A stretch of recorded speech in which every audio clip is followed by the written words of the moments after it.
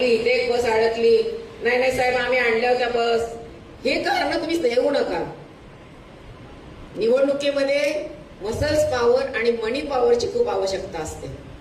आपल्याकडे muscles power आता कमी झालेलं आहे, पैसे जास्त आलेले आहेत, पण ते जास्त पैसे आलेले हे घरातच फक्त पडून राहतात.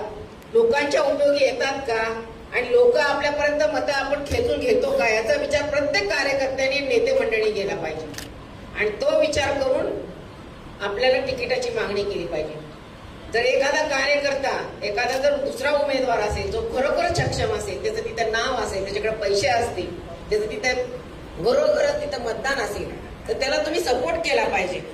आता आपल्या ईशान्य मुंबईमधून मुलुंडची ताकद आपण बघतो, आमची रेश्मा खानची ताकद बघतो, आमच्या छाया खंडागळेची ताकद बघतो. आमच्या 4-5 ठिकाणी अशा ताकद आहेत की 5 किंवा 6 तरी उमेदवार आपले नगरपालिकेमध्ये गेले पाहिजेत आणि त्यांना सपोर्ट तुम्ही केला पाहिजे. नाही तर मला तिकीट नाही दिलं, मला तिकीट दिलं, मी त्याच्या पक्षाचा नाही साहेब, तुम्ही मला विचारलंच नाही, हे सर्व बाजूला ठेवा आणि 1 आणि 2 महिन्यापुरतं फक्त आणि फक्त रिपब्लिकन पक्ष याच्या कामाला लागा.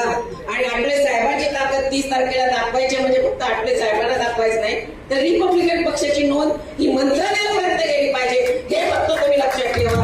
आणि खरोखरच ज्यांना वाटतं, मुरुंडकरांना वाटतं, छायाला वाटतं, आईला आपल्या रेश्माला वाटतं, तर तुम्ही खरोखर तुमचे लोक घेऊन या आणि साहेबांना कुठेही कसलाही त्रास होईल याचा तुम्ही त्रास देऊ नका. एक त्यांची बायको आणि एक कुटुंब प्रमुख मी तुम्हाला आवाहन करते आणि चांगल्या पद्धतीने आपण कार्य करूया.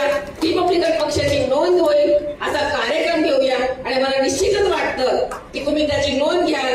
माझं कुठं अंतकरणातून बोललेली एक गोष्ट तुमच्या मनाला लागेल आणि तुम्ही निश्चितपणे 30 तारखेचा मेळावा सक्सेस कराल याची मला खात्री वाटते, आशा वाटते. जय भीम. नमो बुद्धांनी काही जर बोलले असेल तर माझी क्षमा मागते. जय भीम.